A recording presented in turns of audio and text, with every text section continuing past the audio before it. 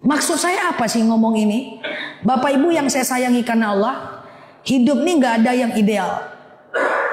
Jika kita di usia 50-an, 60-an, akan banyak hal-hal yang tidak sesuai dengan keinginan kita. Contoh, izin minta maaf. Kadang-kadang anak udah dewasa tapi belum mandiri, bawa beban pikiran. Kadang-kadang menantu gak pernah ngunjungin kita, bawa lagi beban pikiran. Kadang-kadang lo anak kok gak pernah ke rumah ya, bawa lagi masuk lagi dalam file otak kita.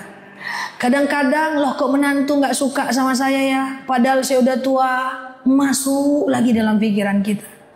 Lah kita sakit kok anak gak datang ya ke rumah, masuk lagi dalam pikiran kita.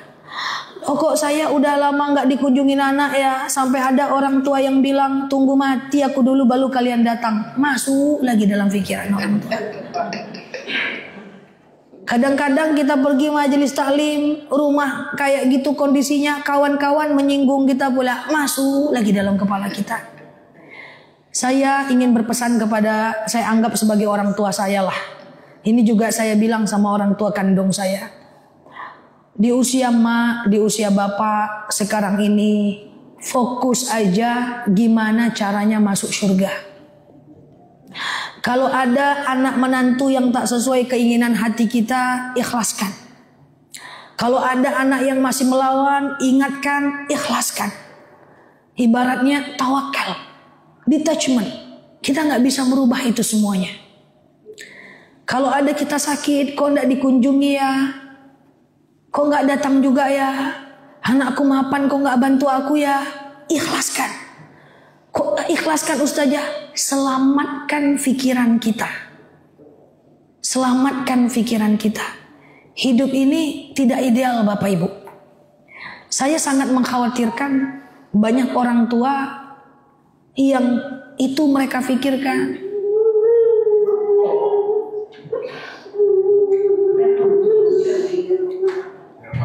Nggak apa-apa Bu. Iya.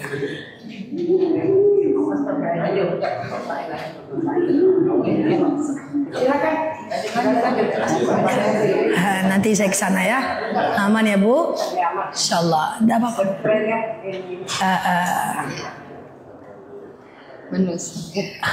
Ya, sabar ya. Aman ya Bu? Oke. Ikhlaskan. Itu karena kalau kita simpan Bu, itu ibarat file yang ada dalam handphone. Nggak penting kita simpan dalam-dalam. Ujung-ujungnya apa? Saya khawatir sekali. Ibu jadi nggak tenang. Ibu risau, menung-menung, ingat itu semua.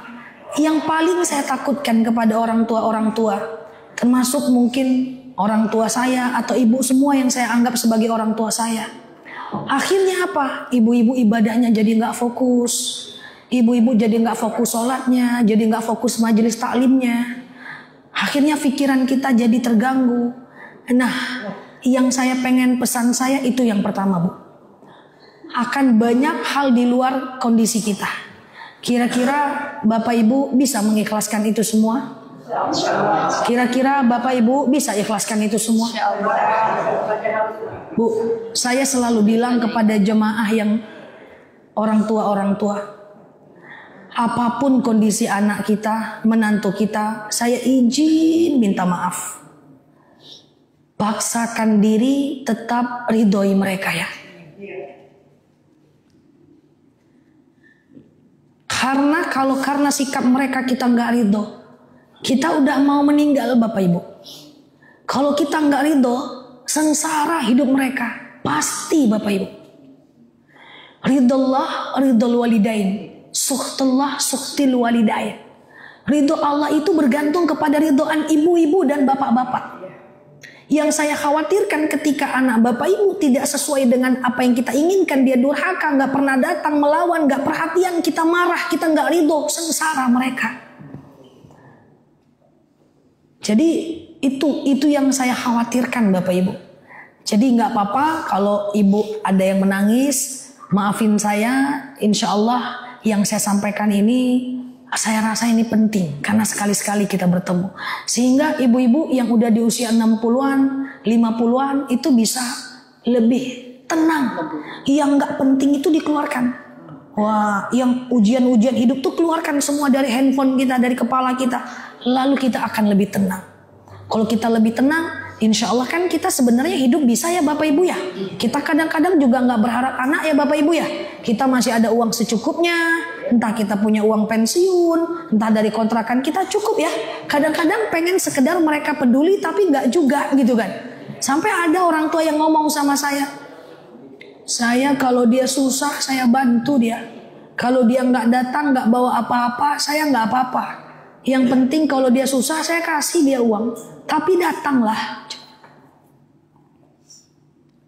Yang lebih saya sedih lagi, kejadian asli dari jemaah saya. Bapak itu orangnya terbelakang banget.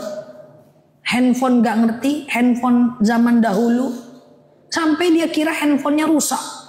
Saking nggak ada anak yang menelpon Pak. Rusak handphone saya nih. Ini penting Bapak Ibu yang saya sayangi karena Allah. Saya tidak bermaksud menggurui. Tapi demi Allah harus kita ikhlaskan itu semua. Tujuannya apa? Kita keluarkan dari dalam hati kita. Nggak ada hidup kita yang sempurna, nggak ada. Akan ada kondisi seperti itu. Dan kadang-kadang dia baik sama kita tapi sesama dia bertengkar. Adik-beradik bertengkar.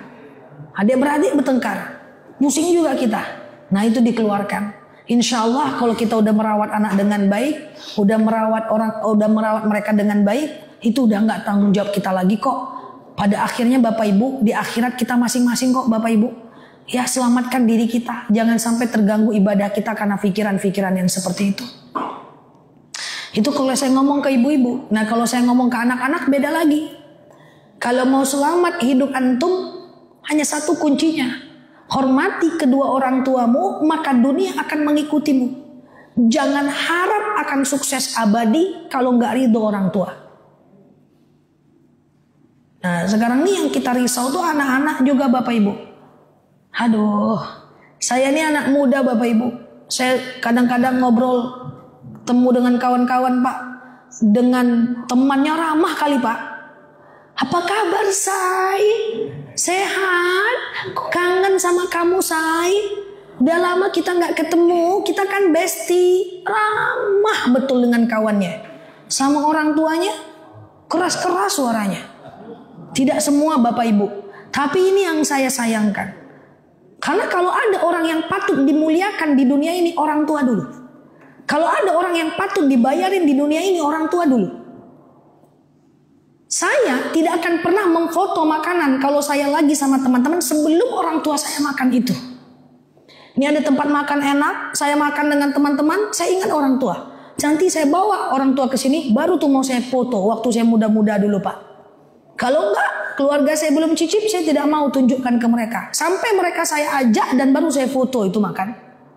Karena kalau ada orang yang wajib dimuliakan di dunia ini, orang tua dulu.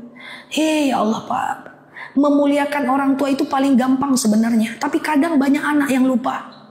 Ibu izin, kalau masih ada orang tuanya di rumah, coba tes nanti nyampe Palembang Bapak Ibu. Pergi ke toko burger, stick barbecue, daging impor tuh, coba pergi ke situ.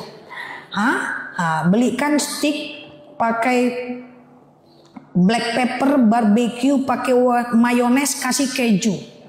Kasih sama dia. Mak, Pak, ini buat mama. Apa kata dia? Apa nih? Kata dia kan. Nggak suka mama, kata dia kan. Oke lah, ini 200.000 harganya. Letakkan. Oke, kalau mama nggak suka, pergi keluar, cari tahu isi. Tahu isi tahu? Tahu bunting. Kasih. Kalau ini mau mak, oh ini baru mantap.